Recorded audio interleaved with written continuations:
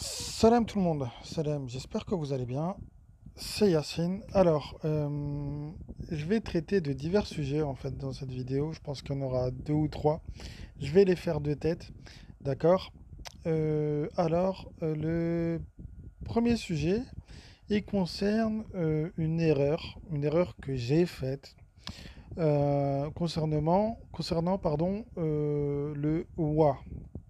Le wa, qui n'est pas une particule de séparation, mais plutôt une particule d'accompagnement. Donc ça, c'est une erreur que j'ai faite. Je l'admets. Je suis pas infaillible. Personne ne l'est. Dieu seul l'est. Voilà. Donc on a le droit à l'erreur. D'ailleurs, le droit à l'erreur, c'est coranique. Les croyants ont le droit de se tromper. D'accord? Si vous voulez, tiens, on va en parler un peu de ça. De tête. Dans le Coran, nous avons le droit au repentir.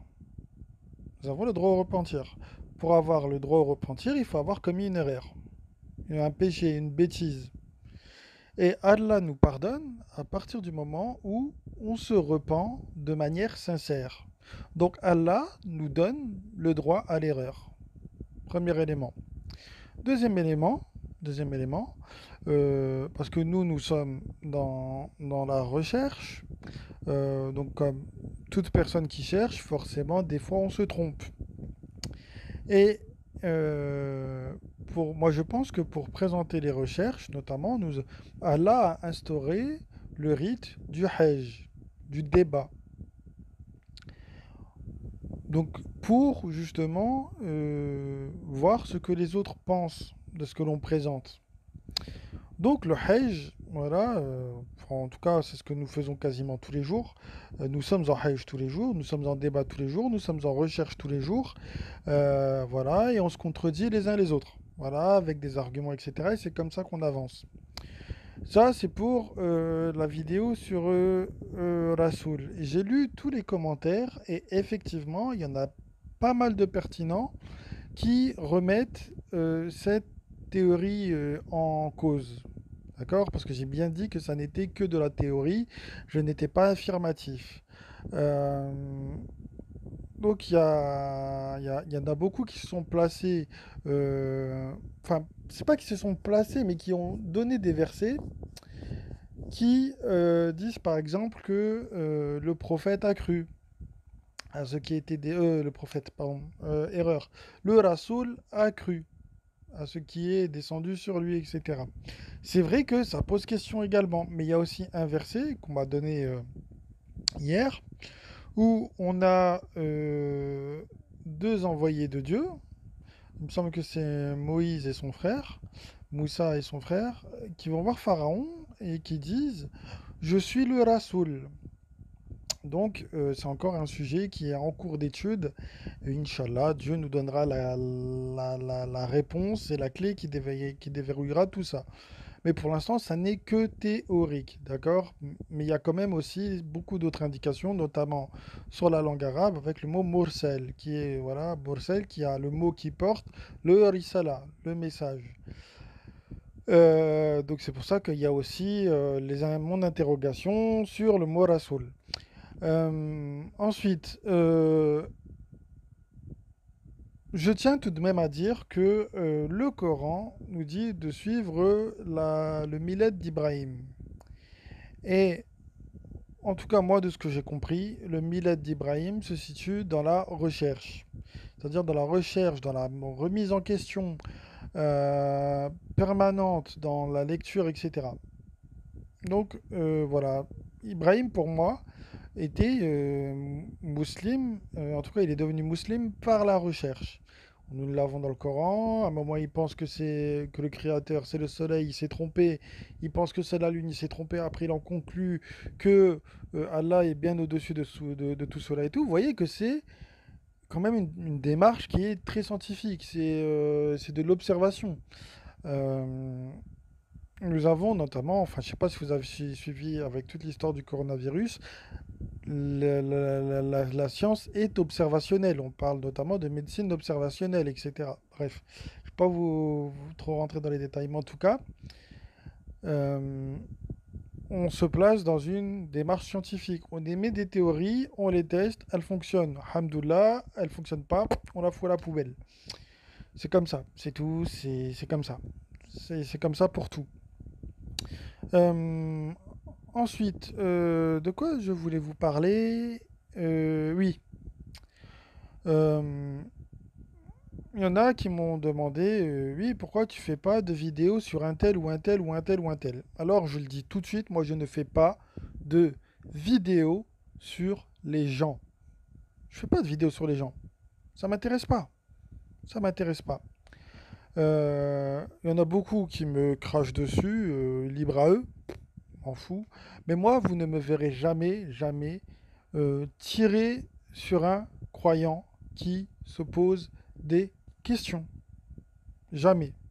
Jamais, jamais, jamais, jamais. Voilà.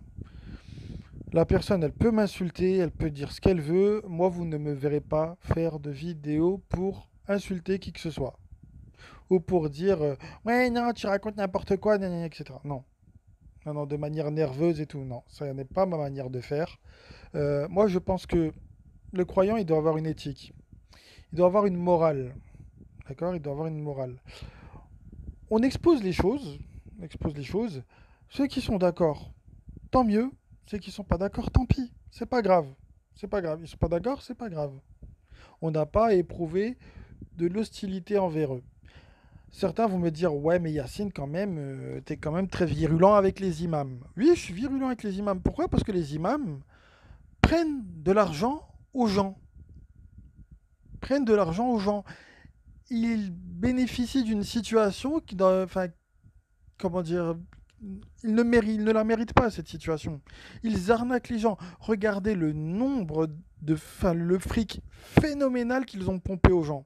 Et qu'est-ce qu'ils en ont fait de ce fric? Qui ils ont aidé avec ce fric? Qui? Et je parle pas, en plus de ça, de tous les mensonges, etc., les trafics et tout. Enfin, bref, voilà.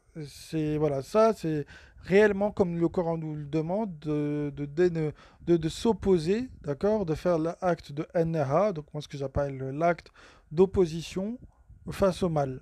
En plus, il pousse les gens à associer, etc.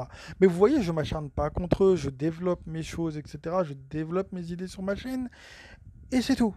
Et c'est tout. Je passe pas mon temps à parler de un tel ou un tel. Bien. Donc, le croyant a une certaine moralité. Il doit se placer au-dessus de certaines choses.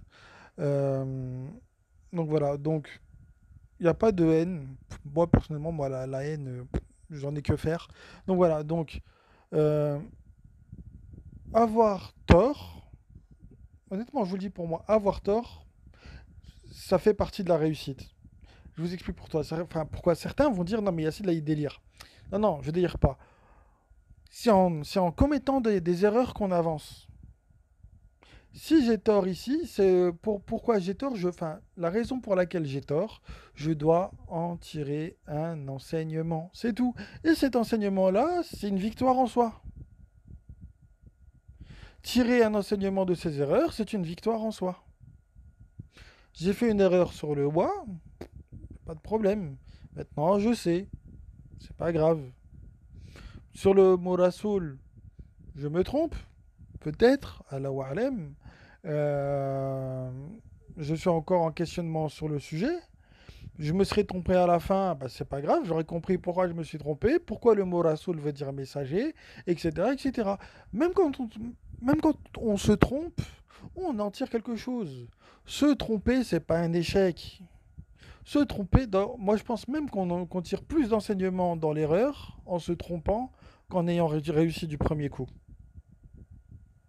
Je pense, hein. Je pense. Regardez Abraham. Abraham, d'abord, il était avec son peuple, avec les idoles, là, et tout. Après, il s'est dissocié de son peuple. Donc, première erreur, il était avec le peuple idolâtre. Il suivait leur truc. Première erreur.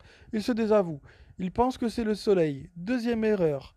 Il dit non, c'est la lune. Troisième erreur. Il dit non, non, Allah, il est au-dessus de tout ça. Donc, avant même d'arriver à Dieu, Abraham, il a commis trois erreurs. Donc voilà, vous avez vu? C'est comme ça. C'est un enseignement coranique. Vous voyez, on n'arrive pas forcément du premier coup. C'est pas forcément du premier coup. Après, le principal, c'est d'être quand même voué à Dieu seul et de ne rien lui associer. Donc si on se trompe, c'est pas grave. Allah nous dit dans le Coran, tant que vous êtes voué à lui seul, que vous faites le bien, c'est pas grave. Trompez-vous, c'est pas grave. Vous pouvez vous repentir sincèrement. Regardez la preuve aussi. Le seul péché, le péché que Allah pardonne le moins, on va dire ça comme ça, c'est l'association. Pourquoi j'ai dit le moins? Parce qu'on sait tous que le plus grand des péchés détestés, mais vraiment l'ultime péché détesté par Dieu, c'est l'association. C'est l'association.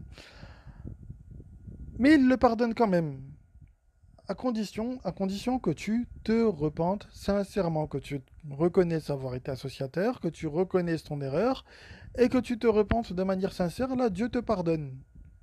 Même dans ce qu'il déteste le plus, Dieu te permet de te tromper, de revenir dessus, d'accepter ton erreur, de te repentir, et il te pardonne. Donc c'est incroyable. C'est incroyable. Donc on a un véritable droit à l'erreur. Ça existe. Ça existe. Mais voilà, mais faut pas non plus en abuser. Faut pas croire que, attendez, ça je vais faire et je vais me repentir après. Non, non, non, non, non, ça marche pas comme ça, hein. Ça ne marche pas comme ça. Le repentir, il doit être sincère. Dieu, c'est pas une machine à laver. D'accord? Bien.